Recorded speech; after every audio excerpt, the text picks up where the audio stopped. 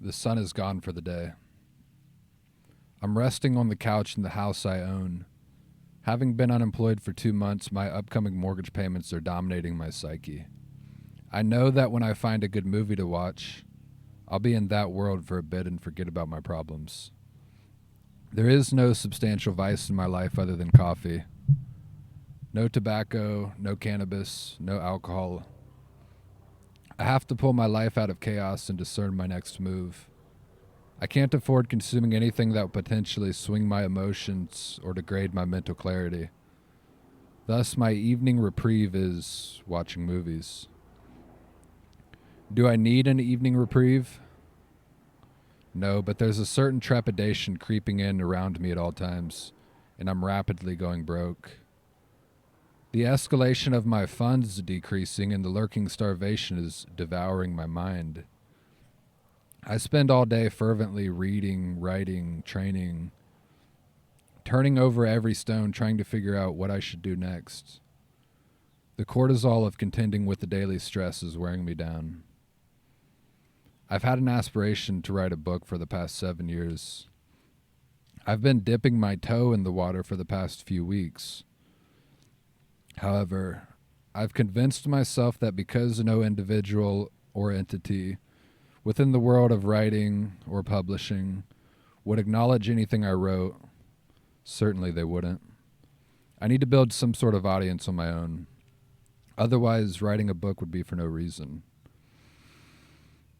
I'm beginning to realize this logic isn't true. I don't know exactly why it isn't true, but I can tell it's an excuse to not do the work.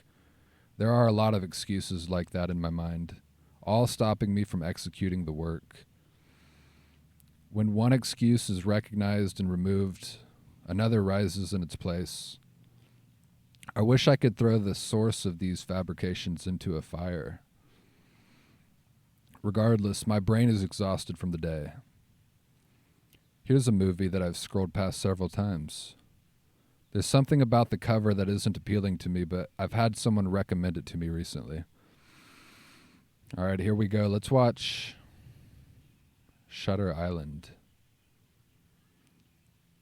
Right away, I'm gripped. The dialogue is realistic and intriguing. The characters seem to be relatable and not cartoonish. The visuals are aesthetically pleasing and well done. The scenes are precise in their attention to detail. The plot evolves and I'm growing more and more curious. Spoiler. The protagonist is a detective. It starts with him on a boat talking to his partner, and they're traveling to Shutter Island. On this island, there's an insane asylum where their intention is to investigate reports of a missing person. This detective, Leo DiCaprio, I'll just say Leo is interviewing the doctors and leaders within the asylum. The doctors come off as very strange and antagonistic. They're working with him because he's a detective, so legally they have to, but it's clear they're hiding something. The patients seem to potentially be captives. They do also seem to be out of their mind, but in a way that maybe it's because this asylum has forced them into that state. There's a lot of talk and subtle messages about a lobotomy. It's being implied that maybe these individuals have undergone surgical lobotomies which caused their insanity. As the viewer, you're wondering if the hospital is forcing these lobotomies so that they have more patients because, being an asylum, patients are their product. Or maybe they're doing lobotomies for the military to create super soldiers. Or maybe just for some weird experimentation. The implications of the movie allow all of that to be possible. Then a storm comes. Leo's clothes get wet, and the only extra clothes for him are garments that the patients wear. Leo's now exploring this whole facility, and he's finding people he knows in the basement, basically naked and in prison cells. He steals the main doctor's vehicle to explore more of the island, all while wearing not detective clothes, but patient garments. As I watch, I become aware that the movie has been going on for quite some time. I'm intently looking on, doing math formulas in my head, trying to figure out where the redemption will be achieved. The protagonist, Leo, has devolved as a character. He's more confused than when he began. He's also having strange flashbacks. Both the integrity of his character and the plot are going further into disarray. Observing this disintegration of character is affecting me to the point that I don't feel well. The plot escalates. Now there's a scene where he's stumbling across giant rocks as ocean waves crash against him. The reason he's crossing the rocks is because he's trying to get to a nearby lighthouse. That is where other patients and former doctors and apparitions in his mind have told him they are hiding the missing person. He tackles someone who is guarding the lighthouse and takes the man's rifle. As he travels up the stairs of the lighthouse, he comes to a final door. Now I'm holding on, hoping redemption will be realized. Thinking to myself, okay, now he's going to open this door and discover the truth. Whatever truth he discovers will allow him to free the prisoners of this asylum, and there will be justice. Then he kicks in the door, and the doctor, the one who has been most antagonistic to him, is sitting at a desk. It's clear he's been waiting for Leo. But at least he has a rifle, I think to myself. The doctor says to him, "Rifle's empty." Oh, great. Now I'm laying on the couch getting cold chills throughout my entire body. I'm starting to disconnect from the movie. It's not a surface level disgust. My lymph nodes are swelling on my neck and under my armpits. I feel my body escalating into a fever state. I see no way for this story to bring forth a nourishing or meaningful resolution. Shivering and still holding out with only a sliver of hope that they can bring this home, I feel as though if this story can be redeemed, I will have a release and avoid this sickness that's taking over my body. The doctor tells Leo that the reality is they've let him pretend he's this detective character because he is actually a patient of the asylum. The entire movie has been him playing out the fantasy to the end because they believe if they let him play out the entirety of the fantasy, he may overcome his delusion. Now, I'm going in and out of consciousness. My body is in a state of nausea that feels like motion sickness because of this ride they've just took me on. I know there will be no satisfaction, but I can't not finish the movie. If not tonight, I'll have to finish it at some point. Otherwise, I'll remain curious as to how deep the abyss of tragedy they go. And exponentially deeper they go. He discovers the reason he's in this psych ward is because while he was at work one day, his wife had a psychotic break and drowned their 3 children without cause. In his confusion and trauma, he immediately ended her life on the spot. The tragedy happened so abruptly and without reason that he can't fully process it, so now he doesn't know who he is or where he's at. The movie ends with him talking to the therapist who'd been pretending to be his deputy detective. It's clear by their conversation that, despite the fact they've told him reality, he once again believes that he's the detective. I shut the TV off, trudge into my room, and fall into my bed where I drift into fever illness.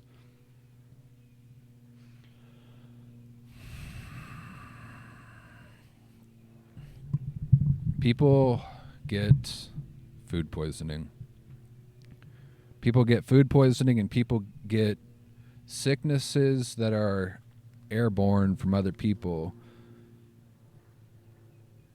that they breathe in. So if we get sick, if we human beings get sick from the food that we eat and even the droplets in the air that we breathe, would it be impossible that we would literally get physically ill, physically sick from the information that we consume? after this night, I went to a 3-day sickness, and that sickness alone, it was one of the sickest I've been in my life. And in hearing this whole story, you could remember the beginning and think, well, maybe I was sick because of the stress that I was under. And I certainly was under stress at this point in my life, and I had an excess of cortisol and nowhere to release the cortisol. But I do believe watching this movie was literally a catalyst that pushed me into an unidentifiable, fever-ridden, nauseated state of illness for 3 days. And again, that's a whole different story, because I was in and out of a dream state for 3 days, and then I was feeling better for maybe 4 to 5 days, and then got re-sick again for a whole nother week. But this has happened once before in my life. When I was maybe 9 years old, I rented a DVD, and I put this DVD into DVD player, and I watched it. And as the movie was going on and on, when you're a child especially, you just watch movies, you don't really discern if it's a good story, bad story. You're just like, it's only a feeling. But in retrospect, this movie that I watched was so bad that it made me sick. And the movie was Soul Plane with Kevin Hart and Snoop Dogg. It was so bad that I literally got sick for a few days. So if we get physically ill, if we can get food poisoning, and if we can get sick from the things that we eat, is it possible that we can get sick from information that we consume? And that idea made me wonder, a lot of the food that we eat right now is processed, but we eat it all the time, and so we're used to it. If we could pluck a man from, say, the 1800s, because the food that we've been eating over the past 100 years has been increasingly worse. If we could pluck a man from early 1900s, 1800s, and feed him some of the food that we keep in the freezer, the things that you end up putting in a microwave and eating, I wonder if that man's body, because he's used to actual normal meat, normal vegetables, fruits, good bread, I wonder if his body wouldn't respond in a way that he literally purged it out. And in that same way, we have an overabundance of information. We consume a lot of content, a lot of media, movies, music, podcasts, news, YouTube videos. For the most part, pretty much everybody consumes a lot of information, social media, crazy videos on social media, weird news stories, conspiracies. We consume so much bizarre information that I think we get used to the food that we eat. I think we eat horrible food, and our bodies have kind of gotten used to it. And in that same way, I think we have somewhat built up a tolerance, almost not an immunity, but a tolerance to the information that we consume, the excess negative information that we consume, not true information that we consume. But that doesn't mean, just because we have a tolerance for it and we don't purge it out, that doesn't mean it's not good for us. I think it's really bad for us. And in regards to this movie, Shutter Island, again, I do think it was a catalyst that I think I was in a weakened state from cortisol and stress and things like that, but I think it forced me over the edge and made me sick. And you have to give it its due. like I did within this story, that it was well done, as in high budget probably. Regardless, any budget for a Hollywood movie is relatively high budget. Directors, actors, writers that all have a lot of talent. But my problem is they could have kept the same premise of the story, but the way they told it, in my opinion, that isn't the story. That is not the story. So, for example, you're made to believe that the protagonist, that Leo is the protagonist, and you are resonating with his lifestyle or his life, his mindset, all of that. But as the movie escalates, and I would even say deteriorates, you're seeking and yearning for some sort of redemption, even if it is a flawed shadow-like character trait. You need something that is redemptive about him, but you don't get that. And so for that reason, he's actually not even a protagonist, but he's placed in a position of protagonist, meaning he's got the character arc that would be not even like a graph where it goes exponentially up and down like a resolution, but a character arc like a circle that is a hero's journey, or more specifically a spiral, where he goes into a dark place but comes out and gets good information and then comes out even better. If they would have made the deputy or even one of the doctors the protagonist, they could have literally told the exact same story, and there could have been redemption, because you, at the end of the movie, you see the world through the eyes of the deputy, who,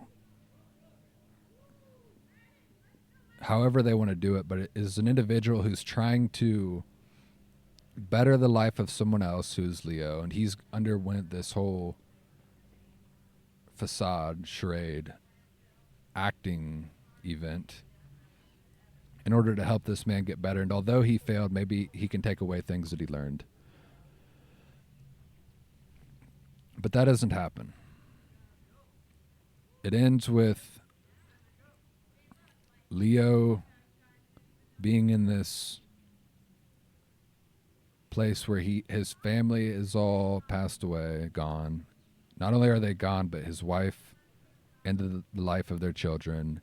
He ended the wife of his life, and he doesn't even know where he is or who he's at.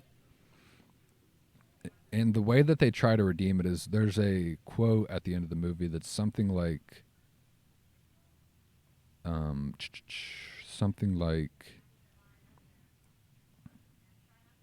I think it flashes on the screen or the deputy says it, but is it better to die a good man? Is it better to live a monster or die a good man?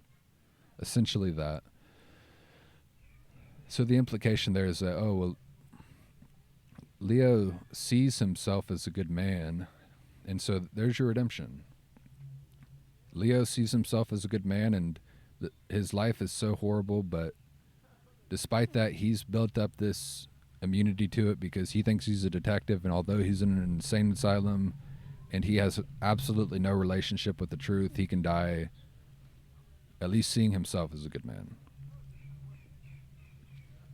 So there's something incredibly nihilistic about that, and something incredibly nihilistic about the entirety of the movie.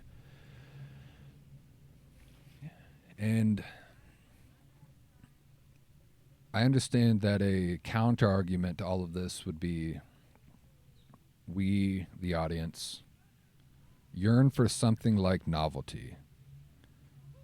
That is, well, it's better to have a movie like Shutter Island where you're taken for a ride and you don't know what's going to happen and you could never have predicted the end of it. it's better to have that sort of story than it is to have a story where the it's a hero movie like a Marvel movie, and it's a rehashed movie, and it's so evident that they're going to win, that they're making goofy jokes regarding the villains, like, well, they don't have a Hulk. They don't realize we have a Hulk.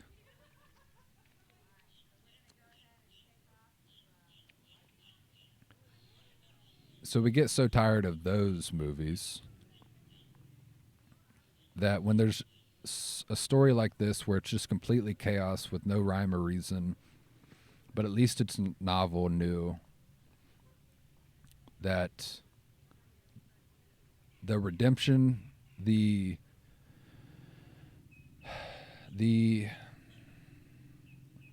intrigue of the movie itself is that it is, I can't think of any other word than novel, because it's not good. It's just the novelty is only possible because it's just pure chaos. It has nothing to do with redemption. That is to say, you can either go in a good direction or a bad direction. They went in the worst direction possible. Or they went into not the worst direction possible, but the worst direction that they could conjure up, given the premise that they decided to take. So, all of that to say, there's a balance where you don't want to create something that is the same as everything else that has been created, but you don't. The thing I can appreciate about Shutter Island is that it is different. It is different and unexpected, but that's just on the far other end of the spectrum. It'd be better to create something that still is redemptive and goes in the right direction and is inspirational in a positive way and isn't toxic and isn't. There's a certain immediacy of gratification just in ingesting something that is new, like a sugary treat. Like we eat hyper palatable foods, and it's not good for our body. It's not good for us long term, but it's like, oh, well, this is new. This tastes really interesting. I've never had this before. So fine. Eat that one time, but if you just eat those types of foods constantly, if you consume this type of content all of the time, it is like poison in your brain long term. And I think of, regarding this idea of rehashing old ideas, I think of architecture a lot. I think of the architecture of churches. And I've never been to Europe, but you look at churches, especially in Europe, these cathedrals, and you can't even really comprehend how immaculate they are in context. Like, it doesn't make sense that people in the 1500s, people even in the year 1000 or whatever, would make these beautiful cathedrals that stand the test of time. The Roman Empire built roads, cobblestone roads that still exist today, yet we build roads that you have to redo every year to 5 years.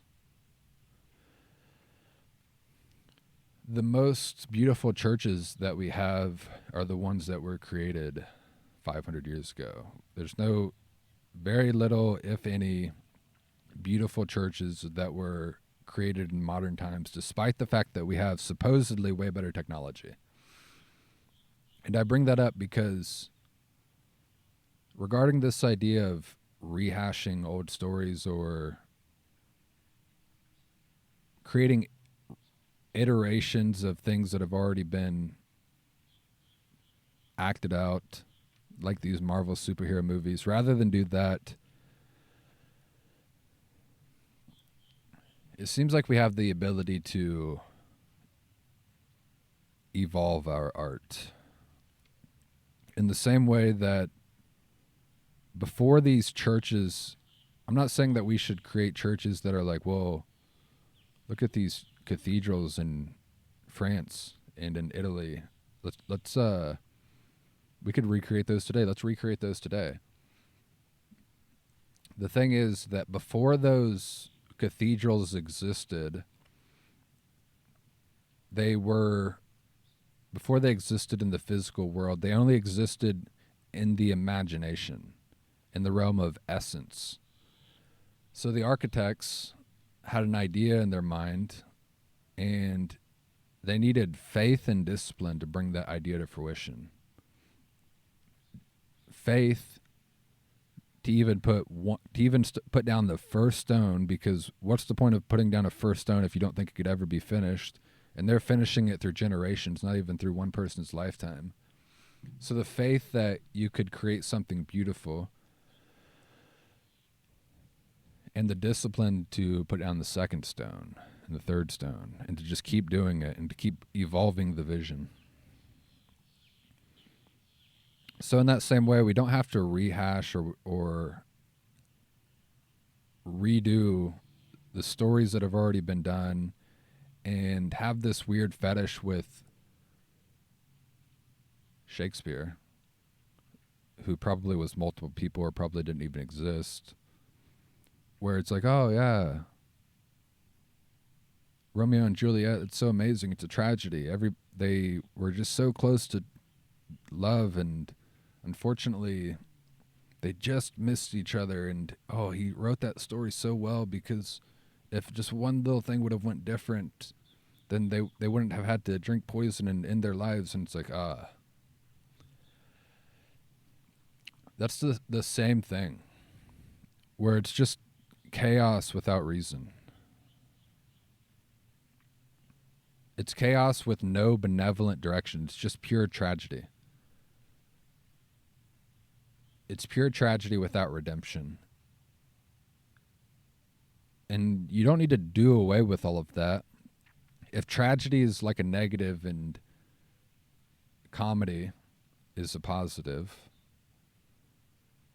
you could still take the journey down to -10, but have something happen or have things occur that are like a +11, so that you still end up at 1, even it's positive. Then that could be a great story. But instead we're like, oh, let's see how clever we can get and just go deep into the negatives. Let's go to like -8, -9, -10. Have it so that his wife just drowns her children without reason, and then he ends her life on the spot, and then he doesn't even know where he's at or who he is anymore. It's ridiculous. So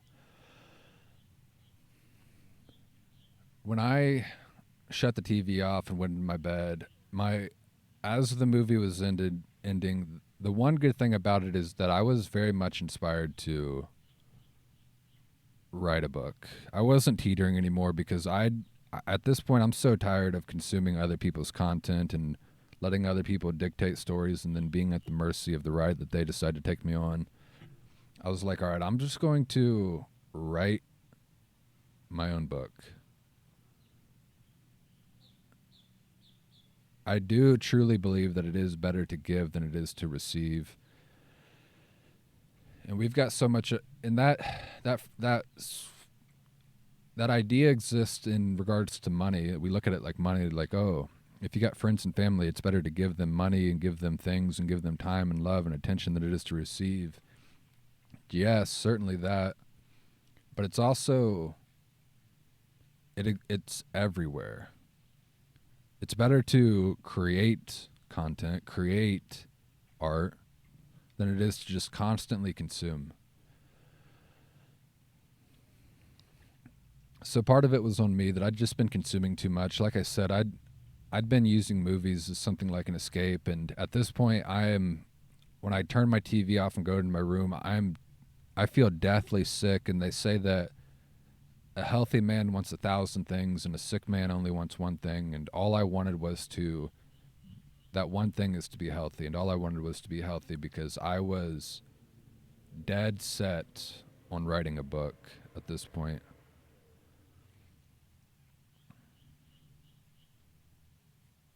And after being sick for what was essentially about 10 days, almost maybe even 2 weeks, I embarked on that journey. I embarked on that journey, and I knew that I wasn't going to try to be so clever and be like, "Oh, look at this chaos that I can create." But I didn't want to do a cliche thing either and just create a hero's. Joseph Campbell has this book called The Hero's Journey, and it's pretty much, it just explains all mythological stories of all time, and you can very clearly tell that Harry Potter and Lord of the Rings and a bunch of popular redemptive stories follow this exact same circle. So it doesn't even necessarily need to even be that. It just needs to go in a positive direction.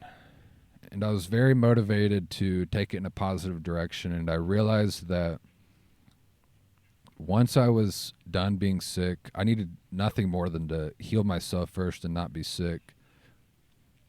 But I needed to direct my attention away from consuming content and put it into creating content and putting content out.